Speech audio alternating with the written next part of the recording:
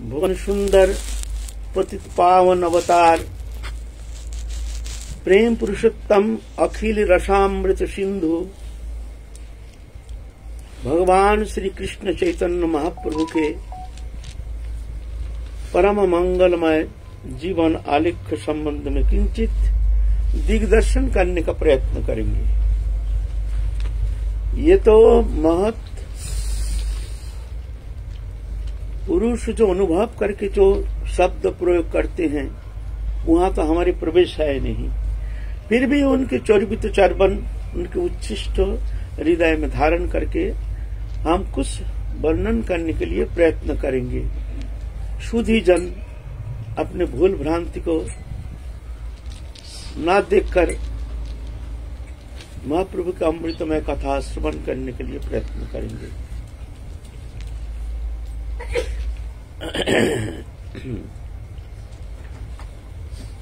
महाप्रभु के दो लीला, भौमो लीला में महाप्रभु एक नवद्वीप लीला,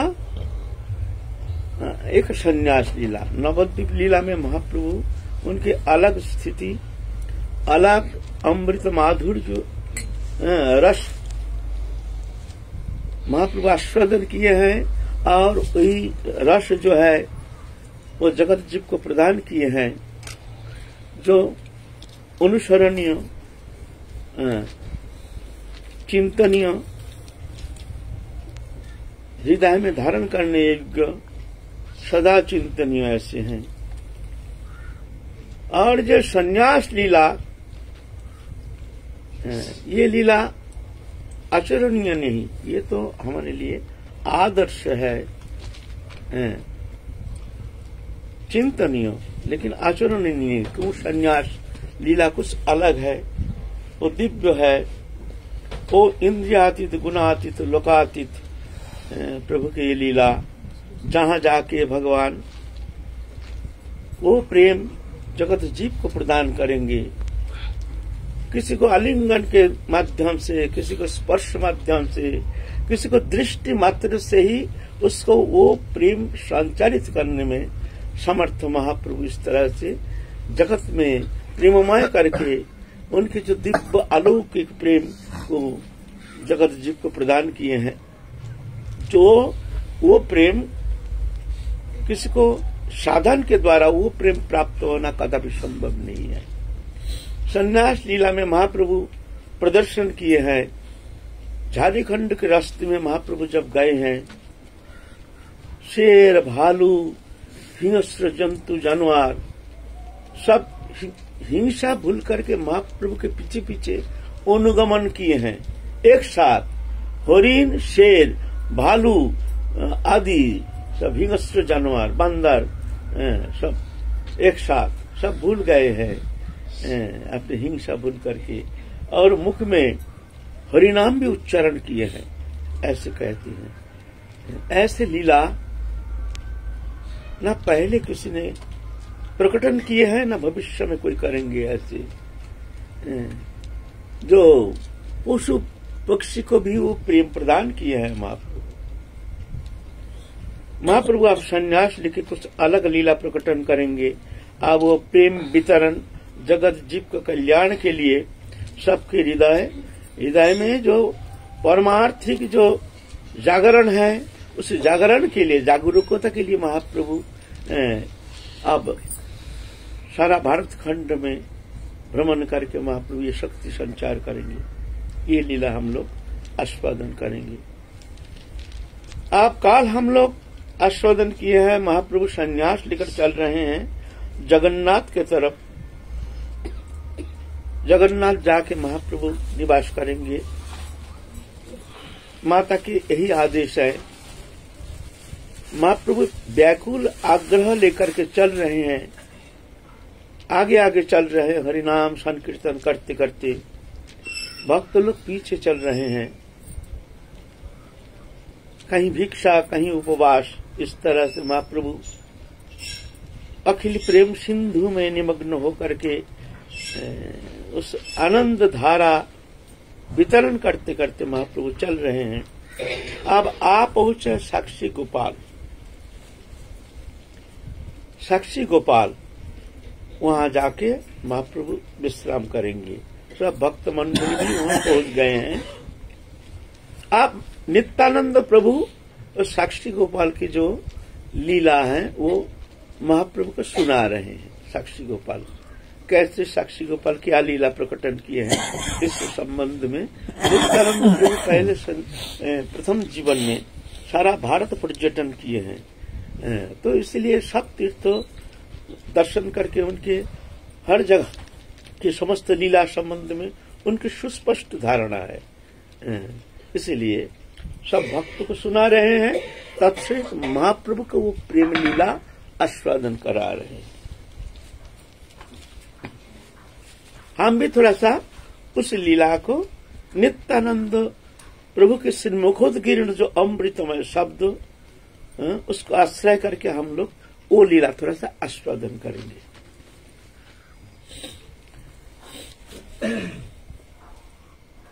वो उत्कलवासी उड़ीसा के अंतर्गत स्थान है।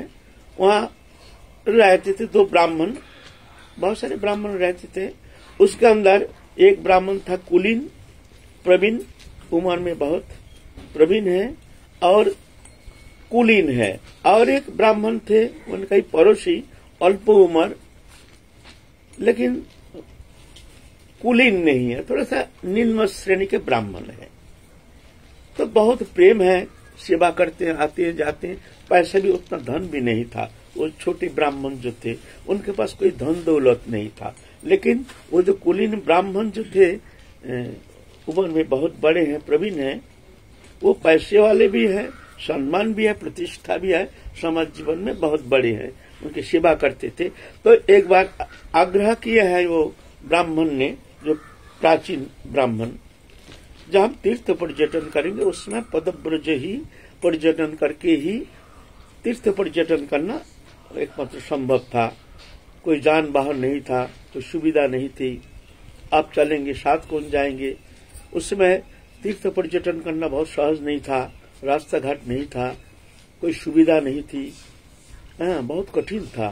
तीर्थ पर्यटन के लिए जो जाते थे ना, वो दोबारा लौट के आएंगे कि नहीं इसमें संदेह रहता था। तो जाते समय जो तीर्थ पर्यटन करने जाते थे सब विदाई लेके जाते थे, शायद हम कभी दोबारा लौट के नहीं आएंगे, है ना। उसमें ऐसा था, सब रोना पीटना शुरू हुए, माने जा रहे फिर आप आशा जो अब ये लौट के दोबारा आ नहीं पाएंगे। क्यों? कोई सुविधा नहीं है। अगर मान ले धन पैसा कौड़ी साथ में लेके जाएंगे, लुटेरा का भाई लूट लेते हैं, वो भी संभव नहीं है। तो ठीक है धन दौलत लेके चलेंगे। अभी का तो सब एटीएम फेटीएम सब क्या सिस्टम है, साथ देने का जरूरत नहीं, ला के एटीएम से पैसा उठा लेते, कहीं जाओ कुछ करो। वहां तो उस समय ऐसा नहीं था, साथ लेके जाना पड़ता था। साथ लेके जाना बहुत कष्टदायक था, लूटेरा हर जगह लूट लेते थे। तो तीर्थ पर्यटन कैसे करेंगे? अनिर्दिष्ट भगवत भरोसा लेके ही वो चलते थे, जो तीर्थ पर्यटन के लिए जो निकालते थे। तो ऐसे ही ब्राह्मण चलेंगे, उनके मन की बड़ी इच्छा है, वो वृंदावन जाएंगे, दर्शन करेंगे, जमुना स्नान करेंगे। तो साथ कौन जाएंगे? तो छोटे ब्राह्मण कहते हैं कि हम आपके साथ जाएंगे, आपकी सेवा करेंगे। तो ठीक है, ये भी ब्राह्मण अच्छा है, चलो तुम हमारे साथ चलो, लेकिन बहुत कष्टदायक है चलना। तो वहां पैदल चलना, खाना पीना इत्यादि बहुत कष्टदायक है, रहना कष्टदायक है, रहने के ठिकाना नहीं। तुम हमारे साथ कष्ट को स्वीकार करोगे? हाँ भैया जी हम ऐसे करेंगे, आपके साथ चलेंगे, कोई चिंता नहीं, हम आपकी सेवा करेंगे। ऐसे दोनों निकल गए हैं। निकालते निकालते गए काशी आदि हो करके भ्रमण करते करते आए हैं वृंदावन में। तो वो जो छोटे ब्राह्मण है वो बहुत सेवा किए, खूब सेवा किए, जी जान दे करके। सेवा किसे कहते हैं? सेवा का उद्देश्य क्या है? बहुत हम लोग जानते ही नहीं है सेवा किसे कहते हैं। गुरु सेवा बोलो और कोई महत सेवा बोलो, सेवा का मूल उद्देश्य है इष्ट की प्रसन्नता संपादन। हम जिसकी सेवा करेंगे उनकी प्रसन्नता ही हमारी सेवा का एकमात्र उद्देश्य है। अगर हम हमारी सेवा से प्रसन्न होते हैं तो सेवा ठीक है, नहीं तो ठीक नहीं है। कभी कभी हम जिसको सेवा समझते हैं, कभी कभी उल्टा पड़ जाता है, उनकी सेवा से हम दुखी हो जाते हैं। वो अपना मन मुके कुछ करना चाहते हैं, हाँ जो करना चाहते हैं उसमें हमारी स्वीकृति नहीं, हम मानने के लिए वो सेवा स्वीकार करने के लिए हम तैयार नहीं है, और वो समझते हैं हम खूब सेवा कर रहे हैं, है ना।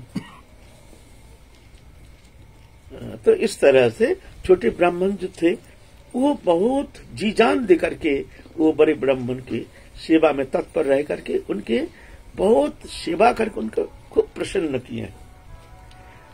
तो जमुना स्नान आदि करके समस्त तीर्थ जो लीला स्थली आदि दर्शन करके आए हैं, वहां वो जो गोविंद जी है ना, अभी गोविंद देव उनके जो मंदिर है, अभी तो गोविंद देव तो विराजमान है जयपुर में। वो गोविंद देव जी वर्तमान गोविंद देव मंदिर के सामने वो गोपाल जी का मंदिर था, वहां भग्नावशेष अभी भी है, छोटी छोटी ईटा वहां भी, वहां अभी भी वो पहले जो गोपाल जी जो साक्षी गोपाल उनका मंदिर था, वहीं रहे, वहां मंदिर था, वही गोपाल जी का बड़ा मंदिर था। उस मंदिर आकर के उन लोग विश्राम कर रहे हैं। तो बड़े प्रसन्न होकर के बड़े ब्राह्मण कहते छोटे ब्राह्मण को, देखो हम तुम्हारी सेवा में बहुत प्रसन्न हो गए हैं, तो देखो मैं तुमको कुछ दान देना चाहता हूं। तो छोटे ब्राह्मण कहते हैं, देखिए मैं दान के लिए आपकी सेवा नहीं करता हूं, मैं तो चाहता हूं आप वृद्ध है, तो वृद्ध महत्जन उनकी सेवा से परमार्थ होता है, भगवान प्रसन्न होते हैं, सेवा से भगवान अधिक प्रसन्न होते हैं। जो भजन के द्वारा भगवान इतना जल्दी प्रसन्न नहीं होते हैं, सेवा के माध्यम से भगवान जितना जल्दी प्रसन्न होते हैं। इसीलिए श्रीमद् भागवत महापुराण कहते हैं, महत् सेवायं दारमाहुर विमुक्ते स्तमोदार जुसित संगी संगम। महत् सेवायं दारम आहुर विमुक्ति, महत् पुरुष की सेवा मुक्ति का द्वार कहा जाता है। एक मुक्ति का द्वार, एक नरक का द्वार। मुक्ति का द्वार, अगर तुम मुक्ति पाना चाहते हो संसार से, और भगवत भक्ति ये भी परामुक्ति, ये भी मुक्ति है, ये भी मुक्ति है। पद्म पुराण में ये जो भक्ति है इसको ही परामुक्ति कहा गया है। मुक्ति माने ये ब्रह्म साजुज्य नहीं, मुक्ति माने भगवत प्रेम सान्निध्य प्राप्त करना, यह परामुक्ति। ये कहे हैं जो महत् सेवायं दारमाहुर मुक्ति, अगर तुम मुक्ति पाना चाहते हो तो महत् पुरुष की सेवा करो, ये बहुत जल्दी भगवत प्रसन्नता संपादन करने में तुम समर्थ हो सकते हो, जो कि भजन के द्वारा इतनी जल्दी तुम भगवत कृपा प्राप्त करने में समर्थ नहीं हो सकते हो। आराधनानं सर्वेशम विष्णु आराधना परम तस्मात् परतरं देवी तदीयानं समर्चनम। समस्त देवताओं की आराधना के अंदर विष्णु भगवान कृष्ण की आराधना ही सर्वोत्तम है। तस्मात् परतरं देवी तदीयानं समर्चनम। हे देवी माने भोले बाबा कह रहे हैं देवी को, इससे भी श्रेष्ठ उत्तम है क्या उनके जो भक्त है उनकी सेवा करना। बोलते भगवत सेवा से भी ज्यादा है, उसका महत्व ज्यादा है। ऐसे कहते हैं। फिर कहते हैं सिद्धिर भवति बनेति संशय अच्युत सेविनम निसंशयस्तु तद्भक्त परिचर्य रतात्मनम। शास्त्र कहते हैं, हम नहीं कह रहे हैं। सिद्धि होगी कि नहीं, जो भजन कर रहे हैं उसकी सिद्धि होगी कि नहीं। जो भगवत भजन करते हैं, नाम जप ध्यान धारणा उपासना स्तव स्तुति वंदना तीर्थ पर्यटन आदि व्रत आदि तपस्या करते हैं, उनकी भगवत प्राप्ति होगी कि नहीं इसमें संदेह है। कब होगी कोई ठिकाना नहीं, कोई गारंटी नहीं। सिद्धिर भवति न इति संदेह किसका न अच्युत सेविनम। लेकिन निसंशयस्तु कोई संदेह नहीं, तद भक्त परिचर्या रतात्मनम, कोई संदेह नहीं। भगवत भक्त के सेवा में जो तत्पर रहते हैं उसके सिद्धि में कोई संदेह नहीं। चाहे वो भजन करे ना करे, भगवत सेवा करे या ना करे, व्रत आदि करे या ना करे, जप तप करे या ना करे, भगवान कहते हैं सिर्फ ऐसे महत् सेवा से भगवान प्रसन्न हो जाते हैं। जे में भक्त जना पार्थ न भक्त ते जना मद भक्त नाम जे में भक्त ते में भक्तोत्तम होता। जो मेरे को भक्ति करता है मैं उसको उत्तम भक्त नहीं मानता हूं। जे में भक्त भगवान को बहुत भक्ति करते हैं, प्रेम करते हैं, उनकी उपासना करते हैं, भगवान के लिए जप तप आराधना स्तव स्तुति वंदना आदि करते हैं। भगवान कहते ठीक है, अच्छा है, लेकिन मैं उसको उत्तम भक्त नहीं मानता हूं। तो उत्तम भक्त कौन है तुम्हारा? मद भक्तनांच ये में भक्तस्ते में भक्तोत्तम मता। मेरे भक्त से जो प्रेम करते हैं, मेरे भक्त से हमसे नहीं, हमारे भक्त से बहुत प्रेम करते हैं, बोलते मैं उसको तो उत्तम भक्त मानता हूँ। वो हमको माने या ना माने उससे कोई फर्क नहीं पड़ता, हमको मानता नहीं, हमारा भजन नहीं करता, बोलते कोई बात नहीं, हम उससे उस तरफ देखते ही नहीं।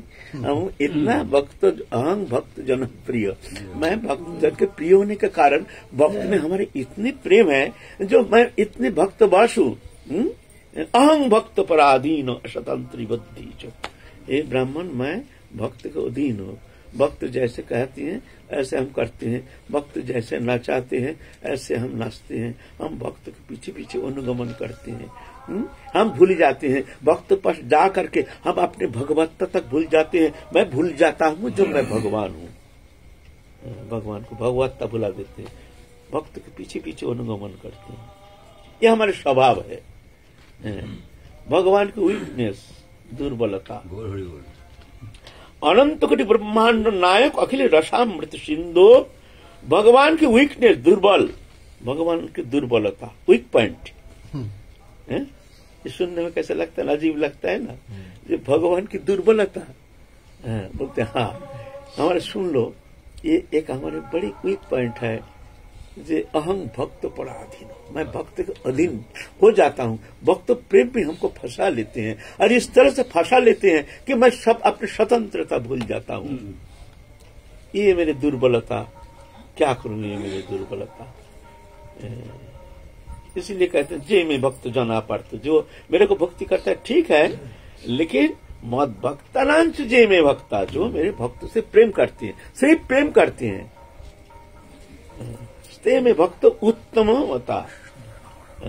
वो मैं उसको अधिक प्रेम करता हूँ, उत्तम भक्त है। ऐसे भगवो भक्त वैश्यता, तो ऐसे के वैष्णव सेवा परम उपाय। चैतन्य भागवत कहते हैं वैष्णव सेवा महत सेवा सर्वोत्तम उपाय है। भगवत प्राप्ति के लिए, भगवत प्रेम प्राप्ति के लिए जितना उपाय बताया गया शास्त्र में, सर्वोत्तम उपाय संत सेवा, वैष्णव सेवा।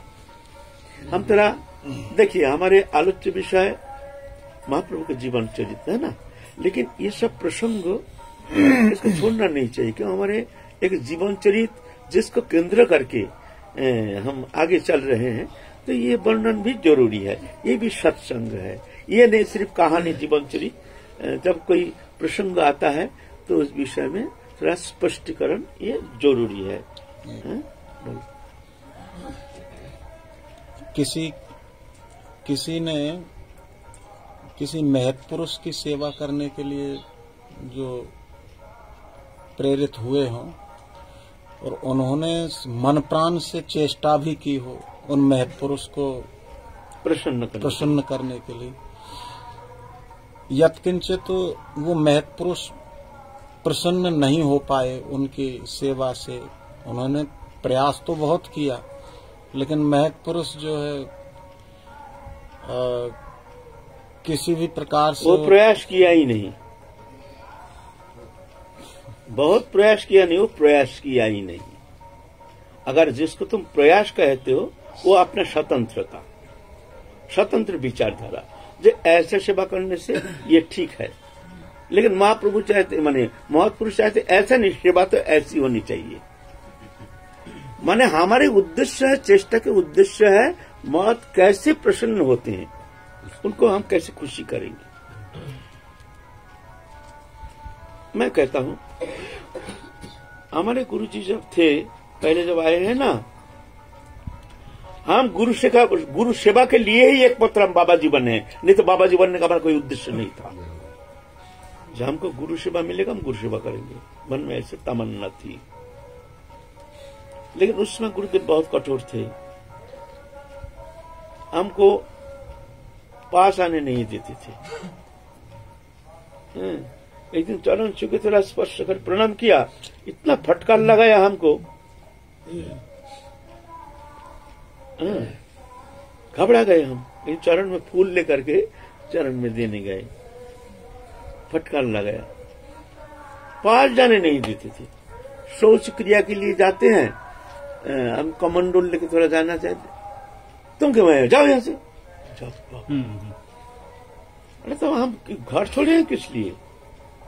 फिर बाबा भजन करते हैं, जंगल में ही रहते थे बाबा। कभी एक मतलब ठंडी मौसम में घर में रहते थे, बाकी कभी घर में रहते ही नहीं थे। कहीं आश्रम है लेकिन कहीं जंगल में। जैसे गर्मी में गुरुजी अभी गिरिराज तराटी में जंगल में, उस समय तो जंगल था, जंगल में रहते थे। ये हमारे गुरु भाई जानते हैं, जंगल में रहते थे। ये तो नहाने का पानी पहुंचाते थे, जब जंगल में रहते थे सुबह सुबह मनुष्य गंगा के पानी माथे में करके ये स्नान के लिए पहुंचाते थे, हम स्नान कराते थे। ये जानता है गुरु भाई हमारा, है ना, याद है जब, है ना, ऐसे हैं। अब गुरु को किसे हम प्रसन्न करेंगे? प्रसन्न करना है, बगल में बैठे है, क्या करेंगे, जो अरे भाई हम गुरु के पास बैठे हैं, वो बोलते भागो यहाँ से। तो क्या करते थे, दूर बैठे बैठे गुरु को नजर रखते थे, बस दूर बैठे बैठे नजर। क्यों न, गुरु का क्या जरूरत है, कभी पानी जरूरत है, फट कर उठ के भाग के जाते थे, कुछ होता तो भाग के जाते थे, जैसे सेवा का मौका मिले। कुछ भी हो, ऐसे करके हमने बहुत कठोर परीक्षा के सामना करना पड़ा हमको।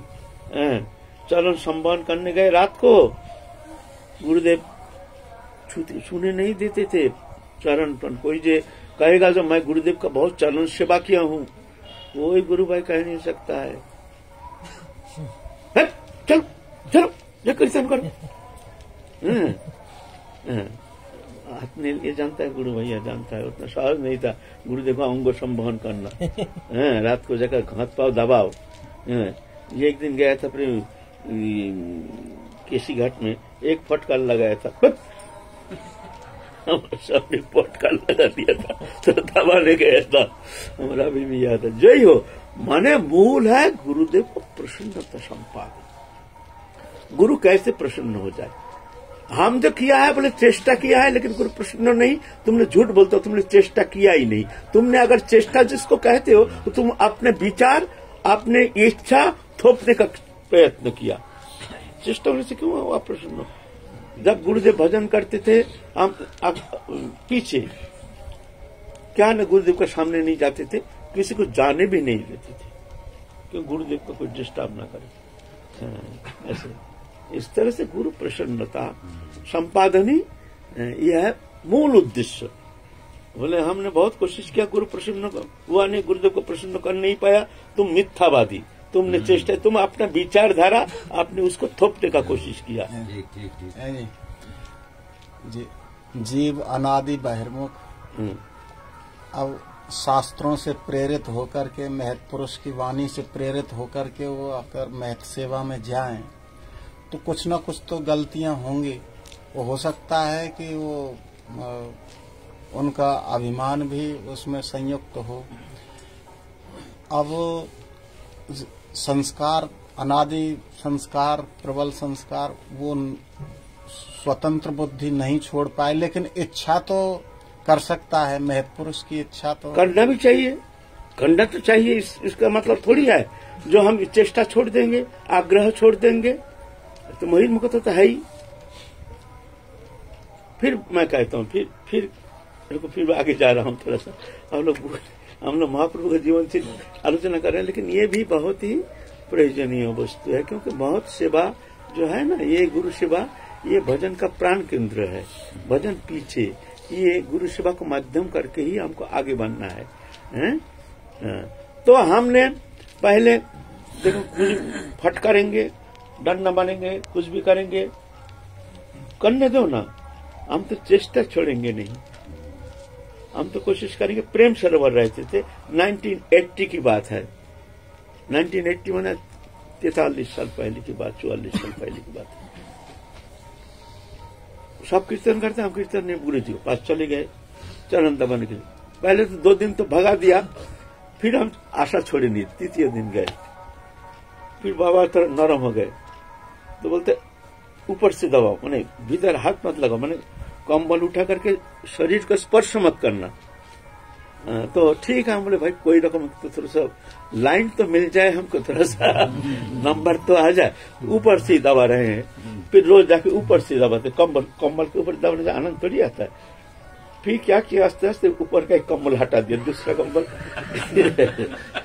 दूसरा कंबल, फिर तीसरा दिन और एक कंबल हटा दिया, तो शरीर में थोड़ा हाथ लगा दिया, है कंबल लगाओ, अच्छा ठीक है एक कंबल लगा दिया। 2-4 दिन पीछे फिर कंबल हटा दिया, फिर कुछ बोलता नहीं है, ठीक है। ऐसा करते करते करते करते आखिर में हमको परमिशन मिल ही गया। अब परमिशन हमको मिल ही गया, तो भाई कोशिश तो करना पड़ेगा, ये बात नहीं। लेकिन उनकी प्रसन्नता का ख्याल रख करके, ऐसा नहीं उनको अप्रसन्न करके नहीं, चेष्टा तो करना ही पड़ेगा, लेकिन देखना पड़ेगा वो प्रसन्न हो रहे हैं कि नहीं, ये देखना पड़ेगा, है ना। ये बात तो प्रसन्न, चेष्टा तो छोड़ना नहीं है। अगर ऐसे में भी अगर प्रसन्न नहीं होता है तो क्या करना चाहिए, तो तद्विद्धि प्रणिपातेन परिप्रश्न सेवया उपदीक्षन्ति ते ज्ञानं गणेन तत्त्वदर्शिनः। परिप्रश्न, जिज्ञासा, मैं कौन सा आचरण करूं जिस आचरण से आप हमारे ऊपर प्रसन्न हो जाएंगे, मैं कैसे सेवा करूं, आप आदेश कीजिए हमको। तद्विद्धि प्रणिपात परिप्रश्न, जिज्ञासा, और जैसे कहे ऐसा करो, ये करो, उसके जिज्ञासा करो।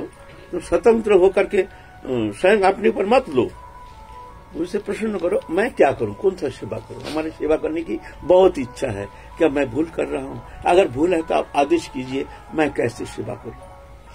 इस तरह से, ऐसा नहीं गुरु ऐसे नहीं है जो गुरु कृपा नहीं करेंगे, ऐसे नहीं। शिष्य कैसे समझे जो गुरु जी प्रसन्न हो रहे अब हमारे सेवा से, वो तो देख करके ही, उनका आचरण से ही तो तुमको मिल जाएगा, तुमको जो प्रसन्न है वो तो तुमको समझ में आ जाएगा।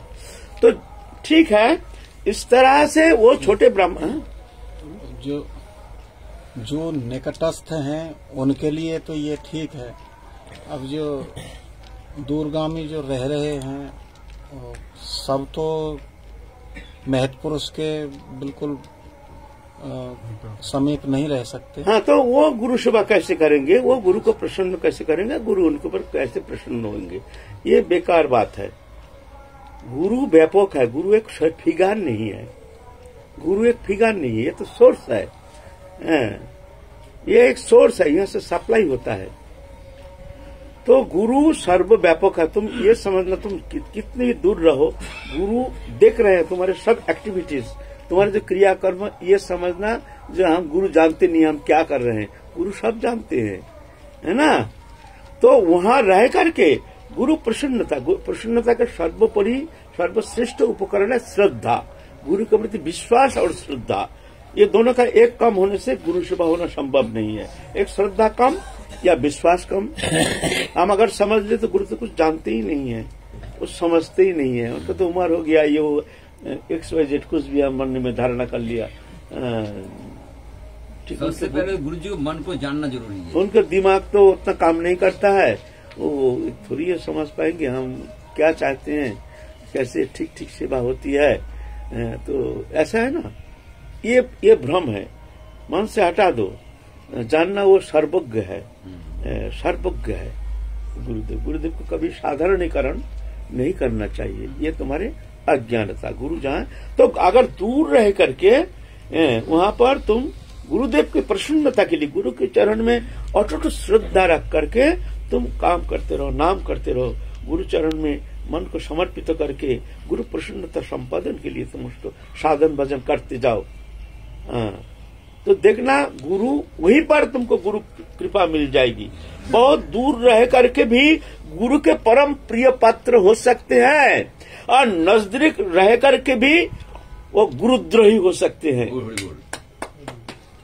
ये मत समझना जो गुरु के पास है वो गुरु के कृपा विशेष कृपा पात्र है, जो दूर है वो गुरु के कृपा पात्र नहीं। क्यों? गुरु सेवा कर ही नहीं पाते हैं, गुरु के सानिध्य में आ ही नहीं पाते हैं। तो ऐसा नहीं है, बात ऐसा नहीं है ना, ऐसा नहीं है, ऐसा है नहीं, वो व्यापक है। तुम जहां रहो, कैसे भी रहो, ये तुम जान लेना, गुरु तुम्हारे हर क्रिया को देख रहे हैं, तुम्हारे हर तरंग को गुरु जानते हैं। तुम पहले धारणा ही कर लिया गुरु को जानते नहीं है, देखते नहीं है, समझते नहीं है, तो फिर तो क्या होगा, सेवा कैसी होगी? फिजिकल एक शरीर का तो सेवा, ये तो सेवा नहीं है, उनकी प्रसन्नता ही सेवा है।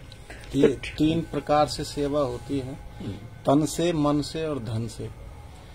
तो जो दूर रह रहे हैं वो मन से चिंतन करके सेवा कर सकते। हाँ, क्यों नहीं, मन से ही तो सेवा होती है, कायिक वाचिक मानसिक। ये जो परमार्थिक जीवन में ये मन की ही श्रेष्ठता ज्यादा है, मन की सेवा, भगवत सेवा जो हम सेवा करते हैं, 56 भोग आदि वस्तु के द्वारा जो भगवत सेवा करते हैं, पूजा पाठ, बोलते मानसिक सेवा सर्वोत्तम, उसमें नंबर ज्यादा, वस्तु की जरूरत नहीं, तो मानसिक सेवा करते हो। अब ठाकुर जी को ऐसे भोग लगा रहे, ऐसे भोग लगा रहे, ठाकुर जी को ऐसे खिला रहे, अपने हाथ से खिला रहे हैं, ठाकुर जी पर तृप्त होकर के उसको ग्रहण कर रहे हैं, स्वीकार कर रहे हैं, ऐसे चिंतन करना चाहिए। बोलते इसमें नंबर ज्यादा है। 56 भोग तो दुनिया भर का आनो मानो, क्या कुछ परिश्रम भी है, पैसा भी चाहिए, समय भी चाहिए, कुछ नहीं, मन से बोलते इसका नंबर ज्यादा है। ये जो विग्रह है, विग्रह 8 प्रकार विग्रह है। ठाकुर जी का विग्रह कितना प्रकार का है? 8 प्रकार। दारुकामय, बालुकामय, मृन्मय, शिलामय, धातुमय, मोनिमय, मनोमय, आलेख्य, 8 प्रकार विग्रह है। विग्रह ठाकुर जी का विग्रह है। दारुकामय लकड़ी के द्वारा बनाई हुआ ठाकुर जी, बालुकामय रेती से बनाया हुआ, जैसे जोगमयी वो जो गोपियां जो की है। मृन्मय मिट्टी के द्वारा बनाई हुई प्रतिमा। शिलामय पत्थर से बनाया हुआ प्रतिमा। मृन्मय धातुमय अष्ट धातु आदि का विग्रह है। तो मोनिमय, मोनिमय माने हीरा मोती से बनाया हुआ ये भी विग्रह है। फिर आया आलेख्य, आलेख्य माने चित्रपट। और एक है मनोमय, मन में ठाकुर जी को चिंतन करके, जैसे ठाकुर जी हमारे सामने विराजमान है, मन में वो प्रतिमा हम चिंतन करके उनकी सेवा कर रहे हैं। बोलते हैं मनोमय प्रतिमा सर्वोत्तम है। आप जानते नहीं है, बहुत हूँ, हम लोग जानते हैं विग्रह सेवा श्रेष्ठ है। बोलते हैं मनोमय, मन में ठाकुर जी हमारे सामने विराजमान है, कोई मनोमय विग्रह सर्वश्रेष्ठ है, उत्तम मनोमय। ये 8 प्रकार विग्रह का नाम मनोमय। इसलिए मन में जो सेवा भावना ये उत्तम माना गया है। भजन जीवन में मानसिक सेवा सर्वोत्तम माना गया। साधन शरण प्राण मधुर मधुर धाम जुगल विलास स्मृति सार, साध्य साधन नहीं यह वही आर नहीं, यही विधि सर्वसिद्धि सार।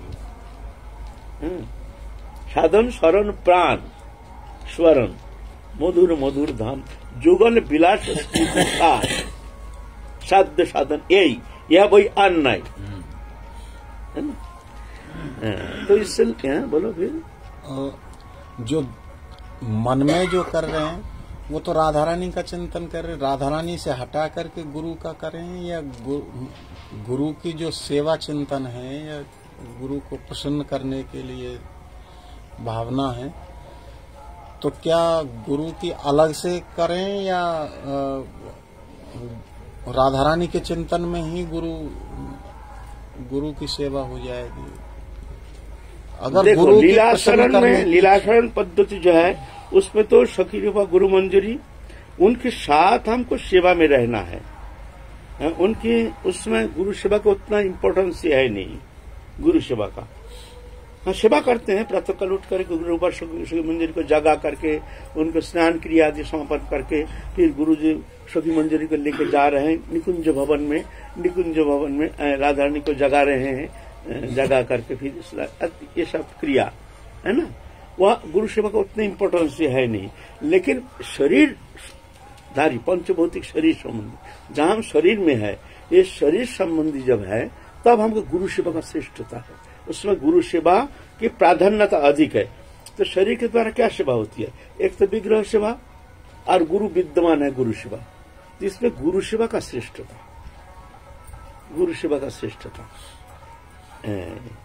और लीला चिंतन में तो गुरु तो सच मंदिर तो रहती ही है, लेकिन शरीर धर्मी, जब तक हम शरीर धर्मी हैं तब तो गुरु सेवा का श्रेष्ठ था, गुरु सेवा का प्राधान्य। एक दिन आप श्री से प्रश्न किया था कि गुरु भक्ति पाने का सहजतम उपाय आपने, तो आप श्री के श्रीमुख से फिर बताया था आपने कि